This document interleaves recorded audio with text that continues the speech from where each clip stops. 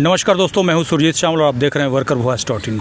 दोस्तों, आज हमारे साथ हरीश जी हैं और इनके साथ आप लोगों का एक अहम सवाल है। 2 दिन पहले ही मैंने एक पोल किया था कि जो सरकारी कंपनी है उसका निजीकरण होना चाहिए कि नहीं होना चाहिए। और सबसे बड़ी बात है, अगर एक सरकारी कंपनी जहां दोनों तरह के कर्मचारी काम करते हैं, कॉन्ट्रैक्ट पे लोग काम करते हैं और एक सरकारी काम करते हैं, तो उनके ज़िंदगी पे क्या असर पड़ेगा। बाकी आम लोगों के ज़िंदगी पे तो असर पड़ेगा ही पड़ेगा, लेकिन उनको इनसे क्या फ़र्क पड़ेगा, उनके लिए क्या अच्छा होगा, क्या बुरा होगा, क्या निजीकरण जो हो रहा है क्या वो सही है या बुरा है, इसी पे हम चर्चा हरीश जी के साथ करेंगे। तो हरीश जी के बारे में मैं थोड़ा सा बता दूं, जो लोगों ने पहले से हमारा वीडियो देखते हैं वो हरीश जी को शायद जानते होंगे, क्योंकि इन्होंने दोनों अनुभव किया है। इसलिए मुझे लगा कि भाई इनसे बात करना चाहिए और थोड़ा सा अगर ये बताएंगे अपना अनुभव तो आप लोगों को समझने में थोड़ा सा आसानी होगी, क्योंकि पहले ये कॉन्ट्रैक्ट पे काम करते थे किसी कंपनी में और अब कहीं सरकारी कर्मचारी के रूप में काम करते हैं। तो दोनों अनुभव लिया है कि पहले किस तरह का प्रेशर ये झेलते थे और अभी किस तरह का है। तो आपको सबसे पहले तो ये बताइए कि आपके हिसाब से निजीकरण सही है या गलत है। देखिए, जो निजीकरण पे आप बात कर रहे हैं वो हम वर्कर के हिसाब से कर रहे हैं। तो इसमें बताना चाहूँगा, देखिए पहले ऐसा है कि जो सरकारी विभागों में आप देखेंगे कि आउटसोर्सिंग में रखे हुए हैं, चाहे आईटी डिपार्टमेंट कह लो, चाहे ग्रुप सी में डेटा एंट्री ऑपरेटर आ जाते हैं, चाहे ग्रुप डी के सफाई कर्मचारी, पियोन वगैरह आ जाते हैं। आजकल तो डॉक्टर भी उसी तरह से रखे जाते हैं, कॉन्ट्रैक्ट में काम करते हैं। हाँ। सबसे पहले आप सबसे करते हैं हम नीचे तबके की बात, ग्रुप डी के, जिसमें सफाई कर्मचारी आ जाते हैं। आप किसी भी सरकारी विभाग में देखेंगे जो भी काम कर रहे हैं, आप देख लीजिए उन्हें तो सबसे पहले मिनिमम वेजेस मिलता ही नहीं है। और उसके अलावा पीएफ फैसिलिटी और साथ के साथ जो ईएसआई होता है वो किसी को भी नहीं मिल रहा है। 8-10 हज़ार में काम करते हैं और उनकी सैलरी में भी कोई बढ़ोतरी नहीं। 12-12 घंटे काम कर रहे हैं, सैलरी में कोई बढ़ोतरी नहीं होती। 1-2 साल बाद उनका कॉन्ट्रैक्ट ख़त्म हो जाता है, फिर निकाल दिया जाता है। उनका भविष्य का कोई भविष्य नहीं है। और दूसरा हम बात करते हैं ग्रुप सी में, जैसे डाटा एंट्री ऑपरेटर आ जाते हैं, कई सरकारी विभागों में काम कर रहे हैं।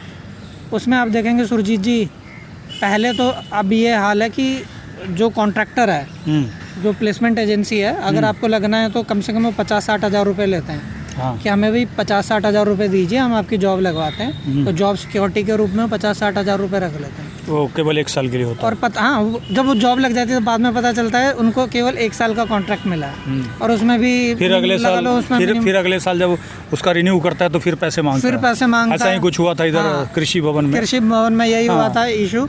और फिर पैसे मांगता है, जो नहीं देता उनको हटा देता है और कुछ आगे जाके अपने बंदे लगा देता है। और फिर सबसे ऊपर वाली कैटेगरी आती है, और वो जो ऊपर सब ऊपर वाली जो कैटेगरी आती है ना सुरजीत जी, यही सोशल मीडिया में फैले हुए हैं। आईटी डिपार्टमेंट के बच्चे, जैसे बीटेक करा हुआ है, वो कहता है कि वो निजीकरण करने से ये फायदा हो जाएगा, वो फायदा हो जाएगा।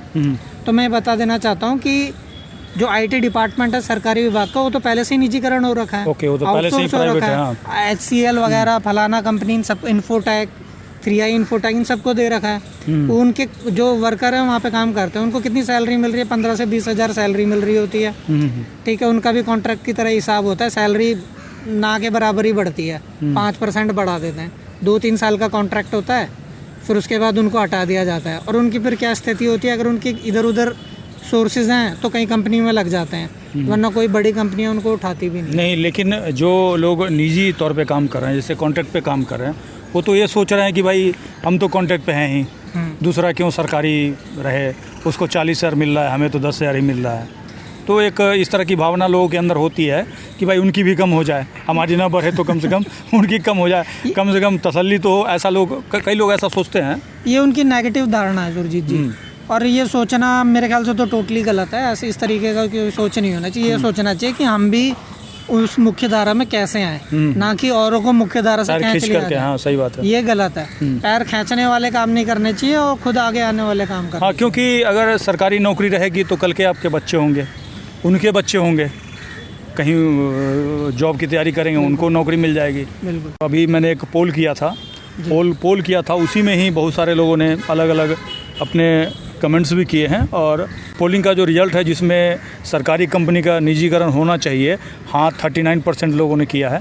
हमारे 5 लाख से प्लस जो कर्मचारी ही लगभग हैं और नहीं 61% लोगों ने किया है। और इसमें अलग अलग लोगों के कमेंट्स आए हैं।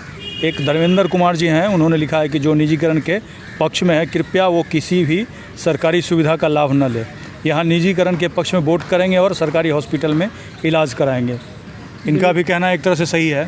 ये जो 39% है ना सुरजीत जी, ये बरगलाए हुए लोग हैं। मतलब इन्हें लगता है कि निजीकरण हो जाएगा, ये या तो MBA जैसे कोर्सेज करे हुए हैं, IT करे हुए हैं। नहीं, इसमें बहुत सारे ये लोग भी हैं। नहीं, उन्हें लगता है कि उन्हें पैकेज मिलेगा, उन्हें मोटा पैकेज मिलेगा, पर ऐसा नहीं है। ये इंडियन फर्म्स हैं, ये इंडियन फर्म्स है जो प्राइवेट लेंगी। इंडियन फर्म्स कहाँ करती हैं सब कि मोटा पैकेज देंगी, छोटी छोटी सैलरियों में ही रखेंगी सबको। और आप नीचे के लेवल के जो सफाई कर्मचारी या ग्रुप D ग्रुप C के कर्मचारी होते हैं, उनके लिए वो डायरेक्टली सैलरी नहीं देंगे। सबसे बड़ा प्लेसमेंट में ही उन लोगों सबसे बड़ा एग्जाम्पल है जो लोग BPO में काम करते हैं, उनको ग्रेच्युटी नहीं दिया जाता, बिल्कुल नहीं दिया। PF वगैरह होता है कहीं कहीं तो ESI नहीं होता, छुट्टी तक नहीं दी जाती, छुट्टी के पैसे काट लेते हैं। लेकिन एक मेरा ये भी सवाल है कि मतलब लोग जैसा लिखते हैं वो ये भी कहते हैं कि भाई हम सरकारी ऑफिस में जाते हैं तो हमें घूस देना पड़ता है, सही ढंग से बात नहीं करते हैं, बार बार हमें दोहराया जाता है। इससे भी लोग एनवायर्ड है जिनका काम नहीं हो पाता है, तो ऐसे स्थिति में वो सोचते हैं कि भाई SGST बैंक में जाते ही हमें पानी ऑफ़र करते हैं, हमारा आराम से खाता खोलते हैं, तो उनको ये लगता है कि इस तरह की सुविधाएं मिलेगी। नहीं, इसमें ये देखिए ना, SBI बैंक जो देखोगे उसमें जो जनता की भागीदारी ज़्यादा है, ज़्यादा लोग जाते हैं वहाँ पे, और उन बैंकों में कम अभी लोग भी जाते नंबर हैं। 1 है। हाँ, अभी भी नंबर 1 है, नंबर 1 बैंक है। भले ही बिहेव उनके स्टाफ का कुछ भी पर हो। उसके लिए भी उन्होंने कई पॉलिसी बना रखी है। अगर आपका काम नहीं हो रहा है तो कई हेल्पलाइन नंबर दे रखे हैं उन्होंने। और आपको भी जैसे पता ही है, हम कई बार ये मुद्दा कंप्लेंट कर चुके हैं और हमारा काम भैया हुआ है वहाँ पे। बिल्कुल। ठीक है, कभी कभार दिक्कत जरूर होती है, पर ऐसा नहीं है कि वो काम नहीं कर रहे हैं, वो अपने हिसाब से वहाँ पे नंबर 1 बैंक इसीलिए तो नंबर 1 बैंक है। हाँ, ज़्यादातर लोग ट्रस्ट भी करते हैं, चूँकि ज़्यादा लोग सरकारी ट्रस्ट है, भी करते हैं, सरकारी है। आप उस प्राइवेट बैंक में जा रहे हो, वहाँ पे हर चीज़ के लिए पैसे देने पड़ते हैं। इसलिए वो पानी भी पिला रहे हैं, पानी के भी पैसे ले लेंगे। सपोज कीजिए अगर किसी को प्राइवेट बैंक चाहिए तो प्राइवेट बैंक भी है ऑप्शन, है ना। जिसको सरकारी में जाना है वो सरकारी में जा सकते हैं, जिनको प्राइवेट में जाना है प्राइवेट जा सकते हैं। बिल्कुल, जैसे ट्रेन ही है। अब ट्रेन की बात करते हैं, लोग कहते हैं कि भाई प्राइवेट हो जाएगा तो हमें ये सुविधा मिलेगा, वो सुविधा मिलेगा। तो भाई इसके लिए तो अच्छी ट्रेन है हमारे देश में। राजधानी एक्सप्रेस है, उसमें 3rd AC है, 2 AC है। इस तरह लोग पैसे दे करके उसमें जा सकते हैं, हवाई जहाज़ में भी जा सकते हैं। बिल्कुल ठीक बात है। लेकिन अब इसका मतलब ये थोड़ा है जो गरीब का जो ऑप्शन है, जो स्लीपर में चलते हैं या फिर जनरल बोगी में चलते हैं, क्योंकि मोदी जी ने कहा था कि बुलेट ट्रेन लाएंगे, तो बुलेट ट्रेन के लिए भी तो पैसे चाहिए।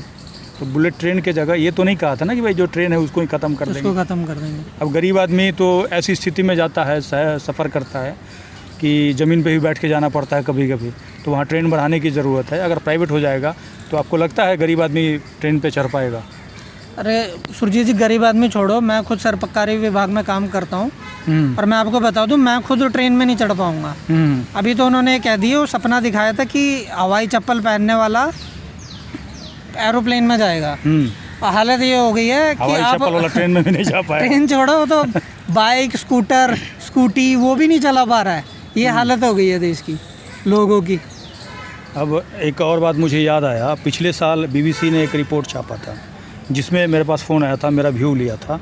मैंने बहुत सिंपल सा 2 बात बताया था, जो कि शायद आपके स्क्रीन पे दिख रहा होगा। मैंने ये कहा था कि अभी जो लोग भी IRCTC का टिकट खरीदते होंगे तो उसमें ये लिखा होता होगा, आप टिकट में जाकर के नीचे चेक करेंगे तो उसमें लिखा होगा 43% सब्सिडी यात्रियों को आपको मिल रही है। तो इसका मतलब ये है कि आपका जो टिकट है उसमें सब्सिडी दे रहे हैं वो। कल को जैसे ही प्राइवेट हो जाएगा वैसे ही सीधे वो सब्सिडी कहेंगे भाई प्राइवेट हो गया, अब हम देंगे नहीं, तो सीधे जो आपको 500 रुपये में टिकट मिल रहा है कल को 900 रुपये में टिकट मिलेगा। और तो और एक और बात हमें जानकारी मिली है कि जिस तरह से आपको गैस के सब्सिडी दिया जाता है ना, क्योंकि एक बार में वो ख़त्म नहीं करेंगे, एक बार में ख़त्म करेंगे तो लोग विरोध करने लगेंगे। तो उसके लिए क्या होगा भाई, आपको 900 रुपये पहले टिकट का ले लिया जाएगा और कहेंगे भाई सब्सिडी आपके अकाउंट में आएगा, क्योंकि इससे क्या होगा, करप्शन रुकेगा, वो जो कालाबाजारी है टिकट की बंद हो जाएगी, ऐसा बताएंगे। और धीरे धीरे जैसे गैस का 400 से 900 रुपया हो गया वैसे ही होगा। एक तो ये बात मैंने कहा था। इसमें दूसरा जो मैंने कहा था वो ये कहा था कि लोगों को ये लगता है रेलवे में जो निजीकरण होने के बाद उनको अच्छी सुविधा मिलेगी, जबकि अगर आप चेक करेंगे या देखेंगे जा कर के तो रेलवे के अंदर जो कैटरिंग की सर्विस है वो पहले से प्राइवेट है। ठेकेदार के थ्रू IRCTC के माध्यम से चलाई जाती है। अब देख लीजिए कैसी सर्विस आपको मिलती है। आप में से जो लोग भी ट्रेन में चलते हैं और जो खाना दिया जाता है, जितने पैसे में दिया जाता है, क्या आप उस खाने से संतुष्ट हैं? आप कमेंट्स करके ज़रूर बताएंगे। तीसरा पॉइंट मैंने बताया था कि अभी चूँकि सरकारी है तो जो भी बेनिफिट होता है तो सरकार के पास उसका फ़ायदा जाता है, और उससे क्या होता है, उससे स्कूल में खर्च होता है, सड़क में खर्च होता है, आर्मी पे खर्च होता है, बैंक पे खर्च होता है, हमारे स्वास्थ्य पे खर्च होता है, यही होता है ना। बिल्कुल। और जब किसी जैसे हरीश भाई को हमने ट्रेन दे दिया, ख़रीद लिया, इन्होंने बहुत बड़े कॉरपोरेट हैं, पैसे वाले हैं, इन्होंने ख़रीद लिया, तो जो भी ये तो ख़रीदा है इन्होंने इसीलिए ताकि मुनाफा कमाएंगे, और मुनाफा कमाएंगे अगर इंडिया के रहेंगे तो अपने घर में रखेंगे, हमें और आपको तो देंगे नहीं, उनको सड़क से क्या मतलब है, कि इनको घर में जाएगा इनके पैसे, और नहीं अगर देश से बाहर के होंगे तो देश बाहर ले जाएंगे, मुनाफा बात है। क्योंकि जो लोग तैयारी कर रहे हैं, स्टूडेंट तैयारी कर रहे हैं, उनके ऊपर क्या असर पड़ेगा? उनके ऊपर बिल्कुल, उनके ऊपर भी बहुत ज़्यादा असर पड़ेगा इन चीज़ों का। अभी जो गरीब हैं वो क्या करते हैं, मैट्रिक इंटर पास करने के बाद आर्मी की तैयारी करते हैं, SSC की तैयारी करते हैं, बैंक की तैयारी करते हैं, और जब सब कुछ निजी हो जाएगा तो 8-8 हज़ार में तो नौकरी मिलेगी। और कई सरकारी कंपनियों में बड़ी बड़ी पोस्ट की भी तैयारी करते हैं, IAS से भी कई उस पोस्ट में जाते हैं। तो जब ये बंद हो जाएगा, निजीकरण हो जाएगा, तो क्या करना पड़ेगा आपको? मोटा पैसा लेके कई इंस्टीट्यूट, एसोसिएशन, वहाँ से आपको MBA की डिग्री लेनी पड़ेगी, ये बड़ी डिग्री लेने, उसके लिए ज़बरदस्त पैसे खर्च करने पड़ेंगे अच्छे खासे जाके। स्कूल कॉलेज भी प्राइवेट होते जाएगा। हाँ, प्राइवेट वहीं पढ़ना पड़ेगा, जिसके पास पैसा होगा वही पढ़ेगा। यानी कि सीधी सी बात है, जिसके पास पैसा होगा वही आगे पढ़ पाएगा, आगे जो है जॉब पकड़ हो गए हैं। और तो माने ट्रेड यूनियन है, उनका ऐसा कोई विरोध नहीं दिख रहा है, लोगों को ट्रेड यूनियन पे उतना भरोसा नहीं रहा है, माने थोड़ा भरोसा कम हुआ है। ये जो आज का यूथ है, ये जो लोग हैं जो हमारा वीडियो देख रहे हैं, उनको सोशल मीडिया पे ये इशू उठाते रहने पड़ेंगे। पड़ोस में लोगों को बताना होगा, जो स्टूडेंट एग्जाम की तैयारी कर रहे हैं उनको बताना होगा। सोशल मीडिया, ट्विटर, फेसबुक में क्या, तो मैं तो लिखते रहना क्योंकि चाहिए। कल को जब विरोध प्रदर्शन वगैरह होता था तो सरकार कहती थी नहीं हम निजी नहीं करने जा रहे हैं। अब तो क्लियर कह दिया कि भाई हम इस चीज़ को स्टेप बाय स्टेप करके बेचने जा रहे हैं, एक तरह से निजी हाथों में देने जा रहे हैं। जैसे ही निजी हाथों में जाएगा तो उसके बाद एग्ज़ाम वगैरह समाप्त हो जाएंगे, प्राइवेट आपका चलेगा, जो 8,000 10,000। अभी कुछ दिन पहले कानपुर जंक्शन पे कुछ फर्जी TT पकड़े गए थे, और जिनका भी कुछ इसी तरह का मसला था कि उनको नौकरी पे रखा गया था बजाबता, और किसी रैकेट के थ्रू वो वहाँ पे टिकट वगैरह चेक करते थे, उनको नहीं पता था कि उनके साथ फर्जीवाड़ा हुआ। जब वो पकड़े गए तब उनको लगा कि भाई ये तो हमको लूट लिया, क्योंकि 3-3 4-4 लाख रुपया दे करके वो नौकरी पे लगे थे और वो अपना ड्यूटी कर रहे थे, उनका अटेंडेंस वगैरह सब कुछ बन रहा था। तो ये आने वाले समय में मुझे ऐसा लगता है कि ज़्यादा और बढ़ेगा, शोषण लोगों का बढ़ेगा, महंगाई तो बढ़ ही रही है।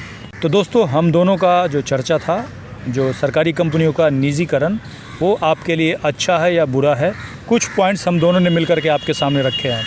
अगर आपके पास भी कुछ पॉइंट्स हो तो नीचे कमेंट्स में लिख करके ज़रूर बताएंगे, ताकि जो लोग हमारा वीडियो देख रहे हों कम से कम वो उसको पढ़ें और इस वीडियो को शेयर करें। और आपको क्या लगता है कि भाई प्राइवेट होने से आपकी स्थिति सही हो जाएगी, वो भी आप ज़रूर लिखेंगे। इसके बाद हम नए वीडियो में फिर से कुछ नए टॉपिक्स, जो कि आप कमेंट्स में आपके जवाब आएंगे, उस पर हम लाने की कोशिश करेंगे, ताकि उससे आप सभी लोगों को, हम सभी लोगों को बेनिफिट मिल सके।